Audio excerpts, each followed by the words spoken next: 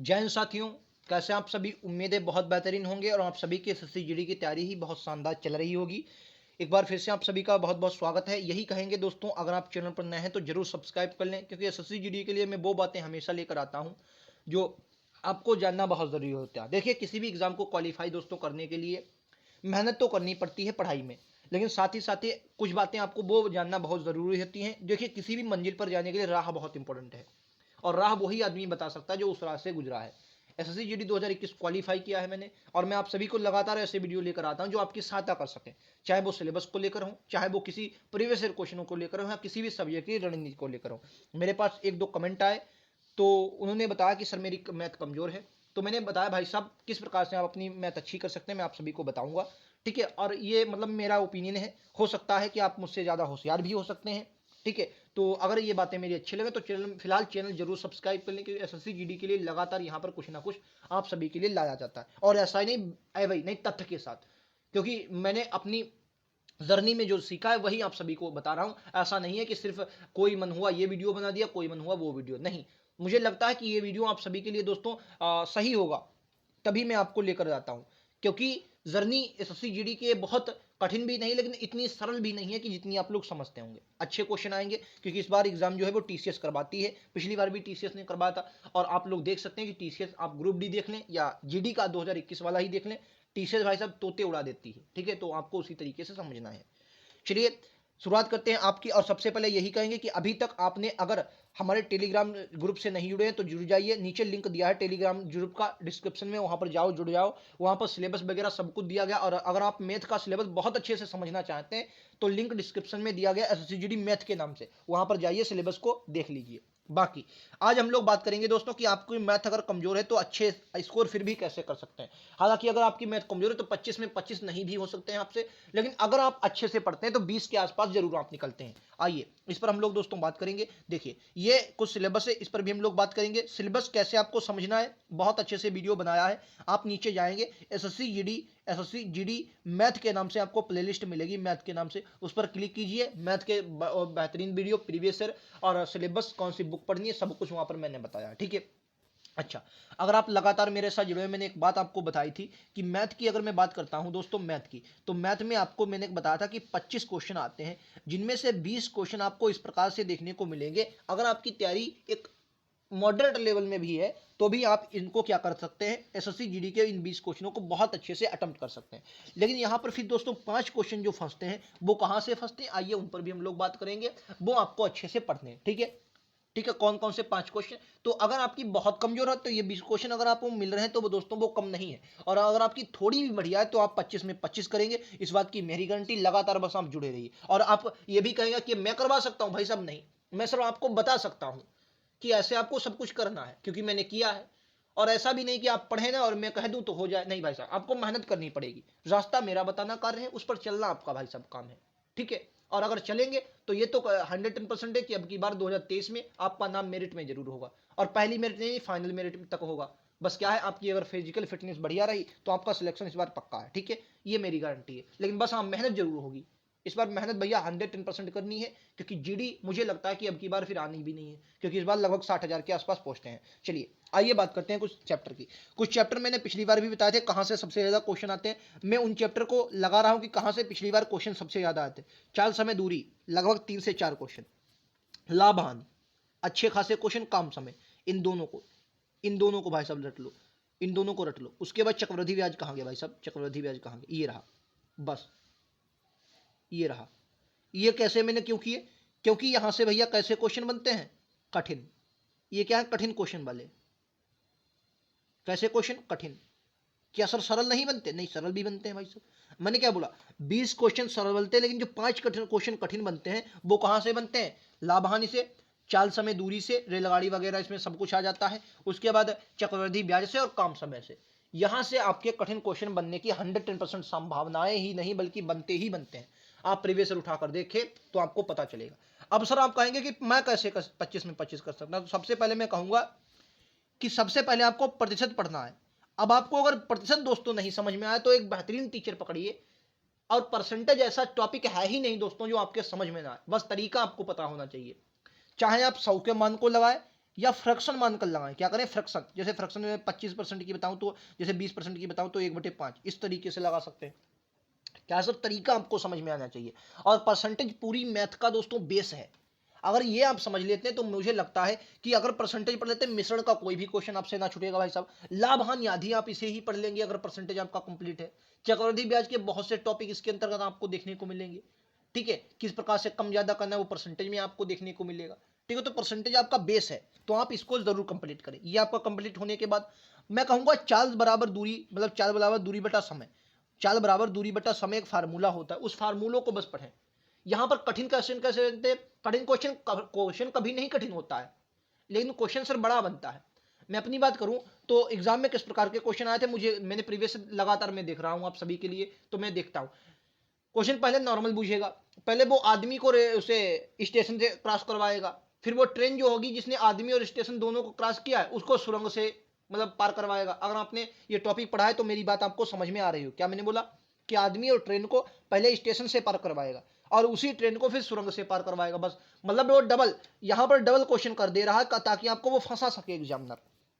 लेकिन क्या है, चलो भाई साहब आपको इतना कठिन क्वेश्चन नहीं आता है, एक या दो क्वेश्चन बनेगा यहां से कठिन लगभग, लेकिन दो क्वेश्चन यहां से मैं आपको बता दूं, लगभग यहां से 3-4 क्वेश्चन पिछली बार बने हैं, आप सर देख सकते हैं। क्योंकि यहां पर चाल समय दूरी में रेलगाड़ी वाला भी एक टॉपिक आ जाता है, वो भी तो रेलगाड़ी से बनते हैं। नावधारा के पिछली बार क्वेश्चन मुझे नहीं देखने को मिले थे, अगर आपने सिलेबस वाला मेरा वीडियो देखा है तो आपने जानते होंगे। ठीक है, अब क्या सर, यहां से आप सरल सरल कर लें, क्या कर लें, सरल सरल कर लें। भाई साहब आपको कठिन नहीं आते लेकिन सरल सरल कर लें। ये वीडियो आप सभी के लिए बहुत महत्वपूर्ण होने वाला है, एक एक बात आप सभी को बता रहा हूं, आपको कोई ये बातें नहीं बताएगा।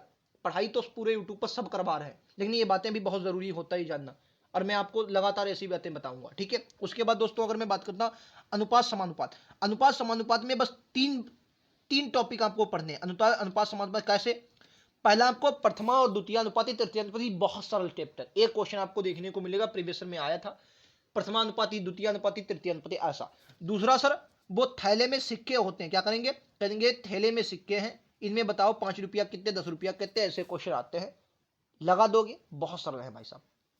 उसके बाद जो पिताजी क्या करते हैं, उसके बाद पिताजी क्या करते हैं, पिताजी अपनी आय का बंटवारा करते हैं। बस तीन ही तरीके के मुझे क्वेश्चन देखने को मिला, और इतने सरल क्वेश्चन, और बड़े क्वेश्चन, बड़े हैं लेकिन बहुत सरल। क्या करना है, अगर देखिया जाए कि पिता ने क्या किया भैया, पिता ने 1/2 में, 1/3 में, 1/4 में अपनी राशि बांट दी। सिंपल क्या करो, इनका लासा ले लो, इनका लासा ले लो नीचे वालों का, और जो अनुपात आए उसी अनुपात में उनकी आय को उठा को पटक दो, आंसर लो। जो आय आए उनकी आय को उठाकर पटक दो भैया, आंसर लो। लेकिन क्या है तरीका सर, दोस्तों आपको पता होना, अनुपात समानुपात से पिछली बार क्वेश्चन आए। ठीक है, अब आती है लाभान। लाभान दोस्तों बहुत सारे लोग कहते हैं हमें समझने में नहीं आती। लाभान से दोस्तों सरल, हालांकि ऐसा भी नहीं कि बिल्कुल सरल हो, अगर आपकी मैथ कमजोर हो तो आपको कठिन लगेगा, लेकिन कमजोर क्यों है दोस्तों, कमजोर यही है कि आप उसको कमजोर बना रहे हैं। दोस्तों मैं गारंटी लेता हूं कि मैथ अगर आप अपने आप भी पढ़ते हैं, अगर मान लिया मैथ आपकी बिल्कुल कमजोर, क्या करें, आप कहीं पढ़ें ऑफलाइन या ऑनलाइन, क्या करें, एक मान लिया सवाल लगाया आपने, उसी सवाल को अब अपने आप लगाएं, फिर अपने आप लगाएं, जब तक बिल्कुल रट ना जाए छोड़े ही ना भाई साहब। बहुत सारे लोग क्या करते हैं कि एक सवाल आपने लगाया और उसी के आधार पर अगर दूसरा देता है फिर उसको देख देख कर लगाते हैं कि कैसे क्या किया। हाँ लगा सकते हैं अगर आप कमजोर है, लेकिन दोस्तों अगर आपने वाकई में समझा है तो आपको देखने की जरूरत नहीं। क्वेश्चन को समझिए कि क्वेश्चन कह का रहा है। और लाभ हानि के पिछली बार क्वेश्चन अच्छे खासे क्वेश्चन आए थे, सरल भी क्वेश्चन आए थे। यहां पर इस प्रकार के भी क्वेश्चन देखने को मिलेंगे कि जो कॉस्ट प्राइस है वो सेलिंग प्राइस का 4/5 है या 5/4 है, इस प्रकार से क्वेश्चन। लाभ लाभ परसेंट बताओ, लाभ परसेंट बताओ, इस प्रकार के भी क्वेश्चन आए। तो कहने का मतलब मेरा यही है कि अगर आप तरीका अच्छा है तो आप कर सकते हैं। ठीक है, ये टॉपिक हुआ, मैं वही भाई बढ़िया टॉपिक। औसत से बहुत नॉर्मल क्वेश्चन हवा में लगे, हाँ काम समय सर, इससे क्वेश्चन कठिन भी बनते हैं लेकिन सरल भी भाई साहब बनते हैं कठिन क्वेश्चन। तो ये है कि अगर कठिन क्वेश्चन आपका छुट्टा है जाने दो, लेकिन हाँ ये बात है कि सरल क्वेश्चन आपका ना छूटे। अगर दोस्तों आप 25 में 10 क्वेश्चन लाते हैं या 15 भी लाते हैं, एसएससी जीडी की मैथ में बता रहा हूं, तो आपकी मैथ फिर कमजोर नहीं, बहुत ही कमजोर है। अगर आपकी मैथ कमजोर है तो 17 मतलब 18 से 20 के बीच होंगे, अगर कमजोर है तो। और थोड़ी भी मेहनत आपने कर ली तो 22-23 के आसपास आप जरूर जाएंगे, 22-23 के पास आप जरूर जाएंगे अगर थोड़ी भी मेहनत कर ली। मेरी खुद अगर बताऊं तो बहुत अच्छी मैथ नहीं थी, लेकिन मैंने अपनी मैथ पर भाई सब प्रैक्टिस की, अच्छे से पढ़ा, और मैं आपको बताता हूं कि मैंने भैया बताया था कि लगभग 1 साल तैयारी भी की जीडी की। बहुत से लोग कहते हैं 6 महीने में निकालें एग्जाम। कैसे भाई साहब एग्जाम निकलेगा? सिलेबस यार नहीं पूरा होगा 6 महीने में।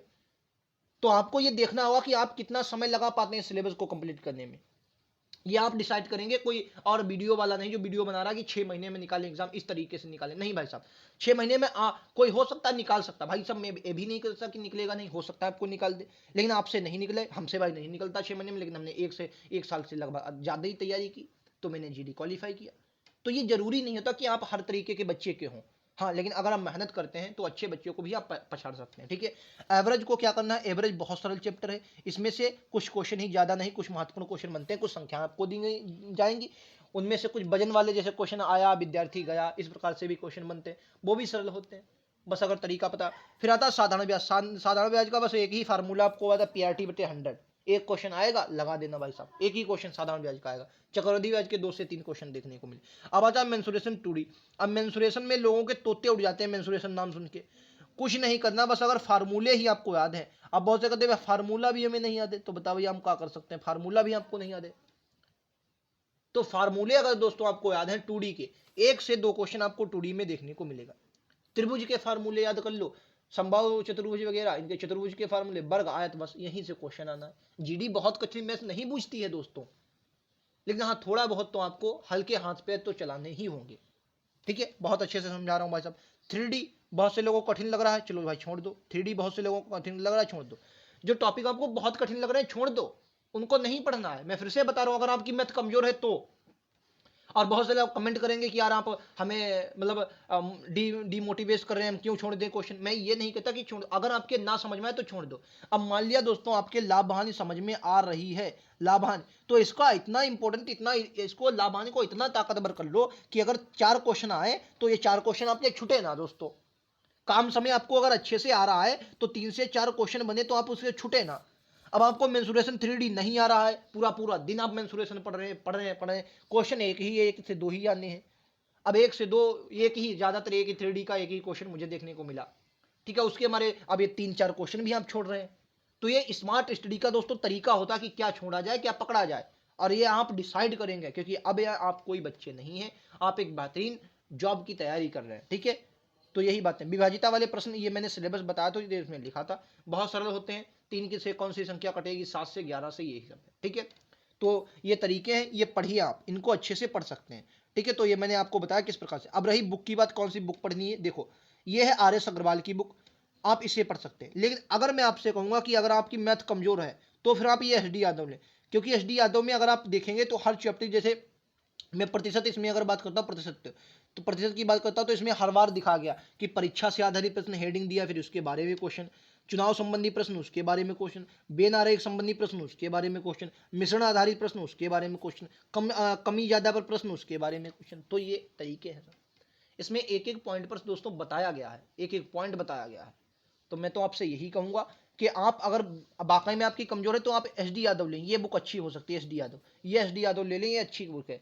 SD यादव प्रकाशन की एक बुक है, शारदा प्रकाशन या SD यादव, आप SD यादव ये लिखा, SD यादव भी कह देंगे तो आपका कोई भी मतलब जहां भी होंगे, डॉक्टर SD यादव, सत्यम मतलब SD यादव की बुक है, आप इसे ले सकते हैं। बहुत बेहतरीन बुक मुझे लगी, कमजोर बच्चों के लिए स्पेशल बुक है, बहुत अच्छे से। और अगर आप इसको ना ले तो ये ले सकते हैं RS अग्रवाल, लेकिन दोनों में से एक ही, दोनों ना ले क्योंकि थोड़ी महंगी भी बुकें हैं। ठीक है, और बाकी अभी आप बेहतर बहुत ही अच्छे से प्रैक्टिस पर, मतलब सिलेबस पहले कंप्लीट करें, उसके बाद प्रैक्टिस पर ध्यान दें। बहुत से लोग प्रैक्टिस सेट अभी शुरू करें, नहीं सर, पहले आप सिलेबस को कंप्लीट कीजिए, जितना जल्दी आपका सिलेबस कंप्लीट होगा उतना जल्दी है आप अच्छे से आगे बढ़ेंगे। ठीक है, उम्मीद है आप सभी को क्लास पसंद आई होगी। क्लास पसंद आई हो तो लाइक से सब्सक्राइब जरूर करें, आने वाली हर नोटिफिकेशन अपडेट के लिए बेल आइकन दबा लें, ताकि लगातार आप सभी को वो बातें मैं बता सकूं जो आपके एग्जाम के लिए बहुत बेहतरीन, और मैं ऐसे वीडियो लेकर भी दोस्तों आता हूं। ठीक है, उम्मीद है आप सभी को समझ में आ गया होगा। आ गया है तो लाइक से सब्सक्राइब जरूर करें, आने वाले हर नोटिफिकेशन अपडेट के लिए बेल आइकन दबा लें। मिलते हैं अगले वीडियो में, आज के लिए इतना ही दोस्तों, थैंक यू, जय हिंद, जय भारत।